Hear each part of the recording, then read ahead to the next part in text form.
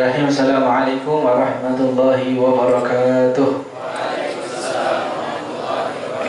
Alhamdulillah, alhamdulillahi rabbil alamin, wa bihi nasta'in ala umuri dunya waddin. Salatu wassalamu ala asyrafil mursalin sayyidina wa maulana Muhammadin wa ala alihi wa sahbihi ajma'in. La hawla wa la quwwata illa billahil aliyyil azim. Rabbi shrah li sadri wa yassir li amri wahlul 'uqdatan min lisani yafqahu qawli. Ya Fattah ya Alim. Alhamdulillah, segala puji syukur kehadirat Allah Subhanahu wa taala yang telah mengumpulkan kita pada malam hari ini dalam pembacaan Maulid Nabi Muhammad sallallahu alaihi wasallam, yang mana duduk kita bersama-sama membaca Maulid, mendengarkan kisah baginda besar Muhammad sallallahu alaihi wasallam, karena kerinduan kita dan juga rasa syukur kita kepada Allah Subhanahu wa taala atas rahmat yang telah diturunkan yang begitu agung lewat baginda besar Muhammad sallallahu alaihi wa alihi wa sahbihi wasallam. Alhamdulillah, hadir bersama-sama kita para asatid, para guru-guru, khususnya Sahibul Bait Ustaz Sofyan, yang mana telah menyiapkan tempatnya senantiasa menjadikan daripada peringatan haul daripada orang tua beliau, yang mana insyaallah niat-niat yang dia inginkan semuanya diterima oleh Allah Subhanahu wa taala dan diijabah dengan sebaik-baiknya ijabah, serta diberikan kuburan raudhah min riyadhil jannah untuk orang tuanya, dan juga dijadikan daripada kedekatan dengan baginda besar Muhammad sallallahu alaihi wasallam di alam barzakhnya, serta kelak insyaallah dikumpulkan dengan baginda Muhammad serta para sahabat serta para syuhada di alam mahsyar serta di dalam surganya, amin ya rabbal alamin.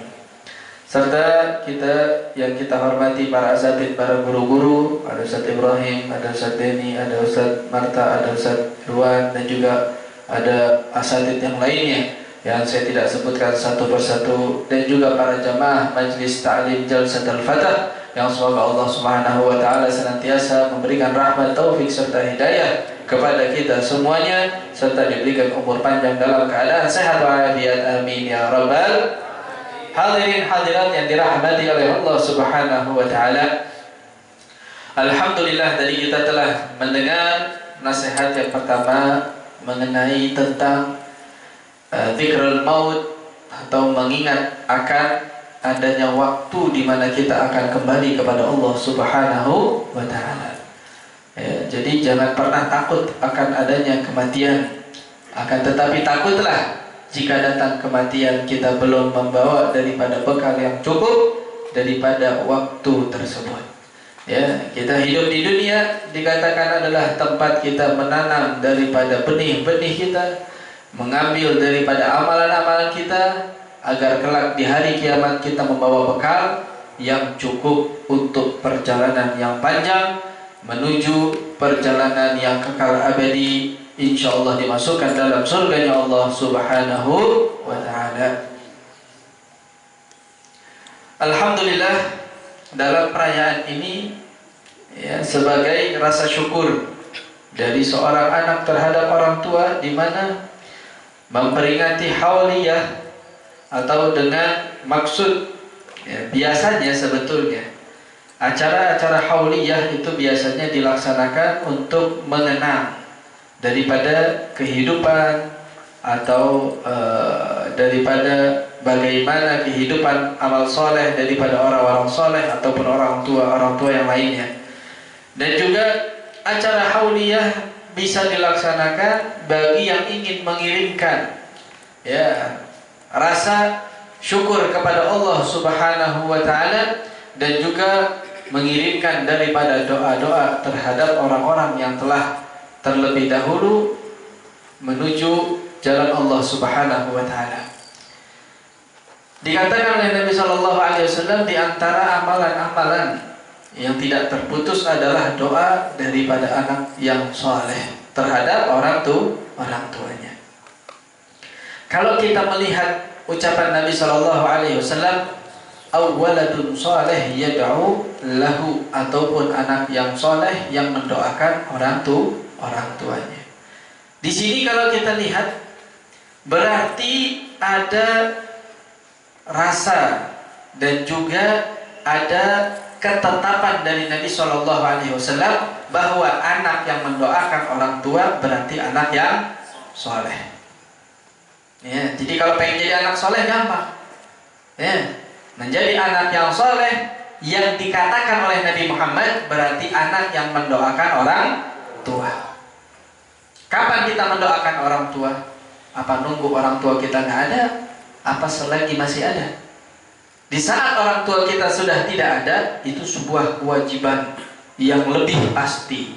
Dan di saat orang tua kita ada, itu pun kewajiban bagi kita untuk mendoakan orang tua. Terkadang banyak di antara kita yang alhamdulillah masih memiliki orang tua dalam keadaan sehat walafiat, masih memiliki orang tua yang senantiasa memberikan arahan-arahan, tapi kita lupa. Ya, dalam sujud kita, dalam waktu-waktu di mana kita meminta kepada Allah, kita tidak selipkan doa kita terhadap orang tua. Jangan sampai al-maut, kematian yang akan mengingatkan atas kepentingan atau kebutuhan kita terhadap orang tua. Di saat orang tua sudah tidak ada, baru kita kepikiran, ya Allah, coba ada orang tua kan enak. Ya, pasti orang yang sudah kehilangan orang tua akan merasa hal semacam itu. Tapi bagi orang yang masih memiliki orang tua, sedikit yang ingat untuk mendoakan orang tua. Ya, Nabi Shallallahu Alaihi Wasallam telah mengajarkan untuk membaca doa Rabbi firli wali walidayya warhamhuma kama rabbayani shaghira. Minta ampun sama Allah Subhanahu wa taala. Untuk siapa? Untuk dirinya dan kedua orang tuanya. Ini tanda kebaktian seorang anak terhadap orang tua di saat bisa meminta kepada Allah untuk ampunan terhadap kedua orang tuanya. Ya, bahkan diajarkan oleh Al-Habib Salim bin Abdullah Syatiri, dikatakan untuk senantiasa membaca Rabbighfirli wa liwalidayya warhamhuma kama rabbayani shaghira. Kapan? Setiap selesai daripada doa adzan. Tahu doa adzan? Ya, apa doa adzan? Allahumma rabb hadhihi da'watin tammah. Ya, sampai selesai. Allahumma rabb hadhihi da'watin tammah was salatil qa'imah ati sayyidina Muhammadin al-wasilah wal fadilah wasyarafa wad darajatal 'aliyatar rafi'ah wa ba'adhu maqama mahmudan alladhi wa'addah innaka la tukhliful. Nah, setelah doa itu kita baca Rabbighfirli wa liwalidayya. Habib Salim bin Abdullah Syatiri mengatakan kalau bisa diganti bukan Rabbighfirli wa liwalidayya tapi Rabbighfirli wa liwalidiyya. Perbedaannya apa? Beliau mengatakan kalau Rabbighfirli wa liwalidiyya berarti itu untuk orang tua kita dan orang tua kita sampai terus ke atas. Ya, orang tua kita pasti punya orang tua kan? Punya orang tua juga kan? Punya orang tua lagi kan? Sampai terus menerus doa itu terus berlangsung. Ya, dibaca berapa kali? 5 kali. Rabbighfirli wa liwalidayya, Rabbighfirli wa liwalidayya, Rabbighfirli wa liwalidayya, Rabbighfirli wa liwalidayya, Rabbighfirli wa liwalidayya warhamhuma kama rabbayani shaghira. Baru ditutup. Wassallallahu ala sayyidina Muhammadin nabiyil ummi wa ala alihi wasallam. Ditutup dengan itu. Kenapa ditempatkan di situ? Ditempatkan di situ karena Nabi Shallallahu Alaihi Wasallam mengatakan, ya, ad-du'a bainal adanaini mustajabun. Doa atau panjatan doa di antara dua adzan. Apa dua adzan? Yaitu al-adani wal iqamah. Ya, kenapa disebut dua adzan? Ya, di saat ada nama yang lebih tinggi maka diambil ke nama yang tinggi, yaitu al-adzan. Al-iqamah mengikuti adzan. Gak mungkin orang iqamah kecuali adanya adzan. Karena itu disebut dengan adzanain. Ya, ad-du'a bainal adzanain, antara adzan dan iqamah mustajabah. Doa yang mustajab. Di situ kita menempatkan doa pertama kita setelah doa adzan yang diriwayatkan, yaitu doa untuk orang tua. Ya. Itu penting. Kita ini punya orang tua, alhamdulillah. Baik yang masih ada ataupun yang tidak ada, pasti punya orang. Ada di sini yang lahir tanpa orang tua. Lahir dari apa ya? Pohon. Hah? pasti ada orang tuanya. Baik masih hidup atau sudah wafat, pasti dari orang tua. Nggak mungkin lahir tiba-tiba nongol begitu aja, nggak ada. Ya, tiba-tiba dari batu gitu keluar kan nggak mungkin ya. Pasti punya orang tua. Karena itulah wajib bagi setiap mukmin untuk mendoakan kedua orang tua. Dan pentingnya juga untuk senantiasa berbakti kepada orang tua. Ya, berbakti bagi orang tua yang masih ada dengan apa? Dengan mentaati setiap perintahnya. Wala taqul lahuma uffin wala tanharhuma wa qul lahuma qawlan karima. Allah Subhanahu wa taala mengatakan, janganlah kau mengatakan uff. Tahu apa artinya uff? Uff ini berarti kalimat paling kecil di saat kita merasa enggak mau perintahnya orang tua. Atau kalau bahasa kita di saat disuruh atau bahasa yang gak enak lagi tar dah. Ya, karena kan disuruh gitu, beli ini dong, tar dulu. Nah, ini tar dulu, tarnya ini itu tidak boleh disebut kata Allah Subhanahu wa taala. Bahkan sekalimat sekecil itu jangan kau ucapkan kepada orang tua. Ya, apalagi sampai mengatakan hal yang lain yang lebih jelek, yang sampai membuat hati orang tua kita sakit, sampai membuat orang tua kita marah terhadap diri kita. Naudzubillah min dzalik. Ya, kita disuruh ayo dong gini, aduh nyuruh mulu. Ya, ini sudah mengerikan di saat ada seseorang menantang ataupun tidak menginginkan. Setiap orang tua kita meminta sesuatu, maka wajib bagi kita mengatakan siap. Ya, selagi mana perintah tersebut tidak menyuruh kita untuk berbuat dosa, wajib kita taati. Bahkan di saat kita ingin berbuat sebuah kebaikan, bahkan jika kita sedang melaksanakan sholat sunnah, ya, jika kita sedang sholat sunnah, tiba-tiba orang tua kita memanggil dan orang tua ini kita nggak tahu kita lagi sholat. Kita lagi sholat sunnah, sholat duha, Allahu Akbar, baru Allahu Akbar, baru takbir. Ya, tiba-tiba dipanggil. Hei, siapa bisa dipanggil? Tong, panggil sama orang tuanya. Ya, apa yang harus kita lakukan? Batal, sholatnya batalkan. Ya, langsung jawab panggilan orang tua kita. Kita nggak tahu, mungkin dalam kondisi darurat, walaupun ternyata memang tidak darurat, tidak masalah, wajib kita datangi dulu, wajib kita jawab panggilan orang tua dahulu. Kita nggak tahu, ya mungkin itu panggilan terakhir, mungkin dalam kondisi darurat. Naudzubillah min dzalik, kita nggak tahu, kita tetap melaksanakan sholat, ceritanya kita khusyuk pada Allah Subhanahu wa taala, padahal orang tua kita sedang membutuhkan kita. Bahkan jika sampai keluar kalimat, di saat kalimat tersebut mendoakan keburukan terhadap diri kita, maka celaka bagi diri kita. Ya, doaul walidain ka doaul anbiya li ummati. Dikatakan doanya orang tua seakan-akan doanya para nabi untuk umatnya. Kira-kira doanya nabi mustajab atau enggak? Kira-kira doanya nabi sampai langsung ke Allah enggak? Sampai. Ya, karena itu doa orang tua adalah doa terindah, doa terkuat, doa di mana kita harus meminta senantiasa kepada orang tua kita. Kita mau keluar rumah salaman, izin.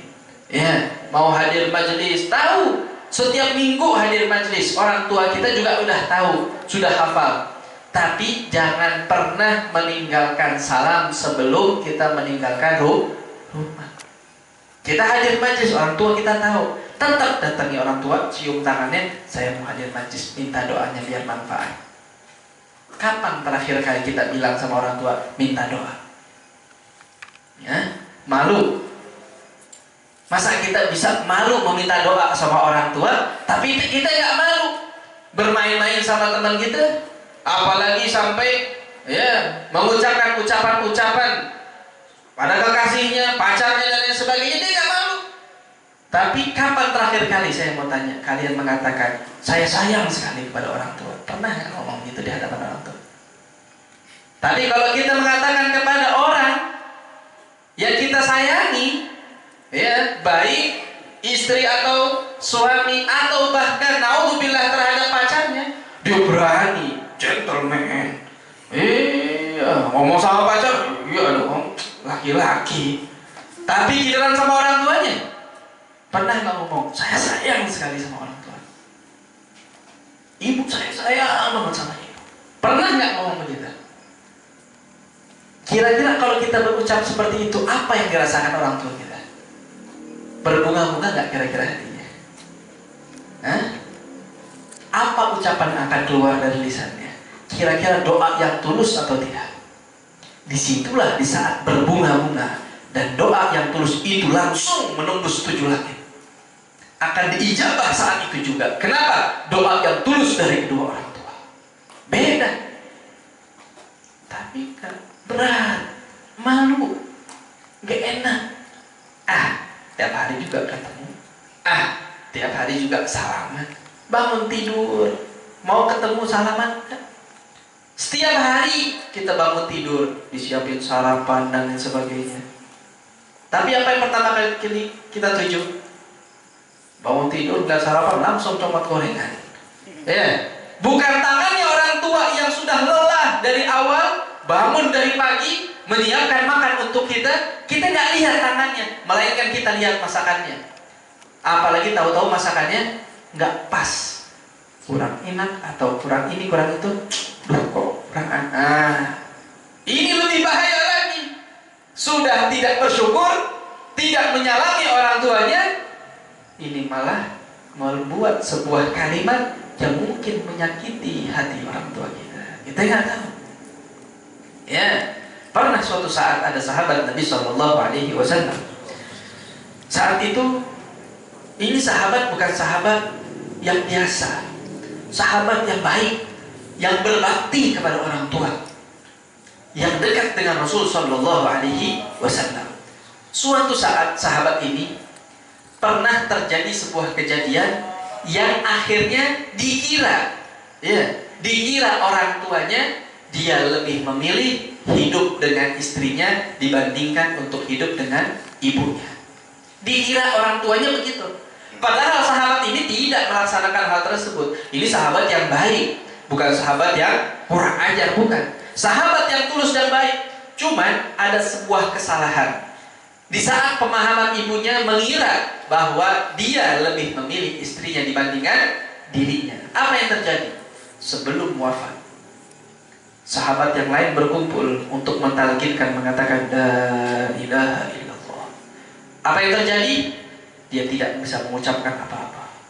Seakan-akan antara maut dan hidup, antara hidup dan mati, nggak jelas. Tidak bisa berucap, tidak mati, tidak hidup. Begitu aja udah.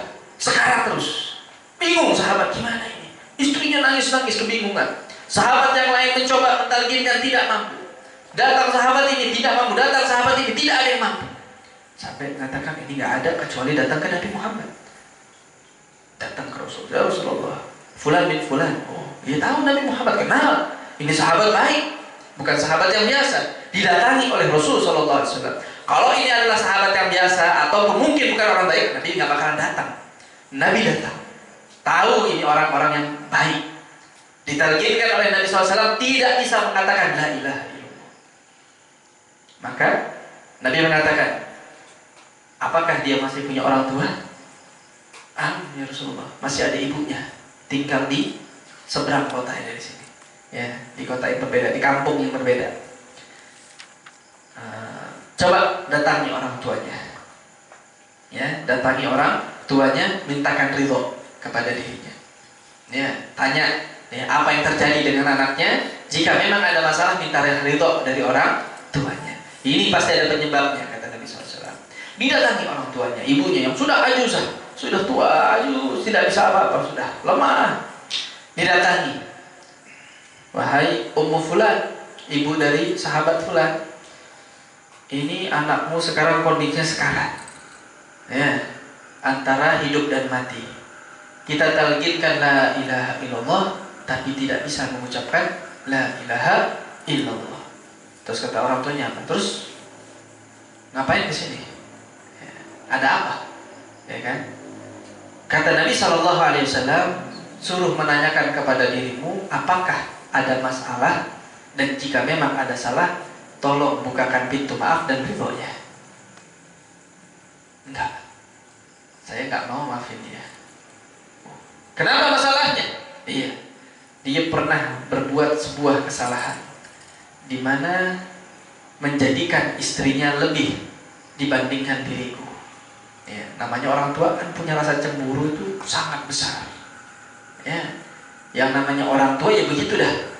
Kita nggak bisa bilang nggak bagus, kita nggak bisa bilang itu sifat yang jelek, bukan. Melainkan itulah sifat orang tua, di mana di saat dia sudah mulai umurnya dewasa, mulai umurnya menjadi tua, akan merasakan gimana dulunya dia pernah merawat dari anaknya dari kecil.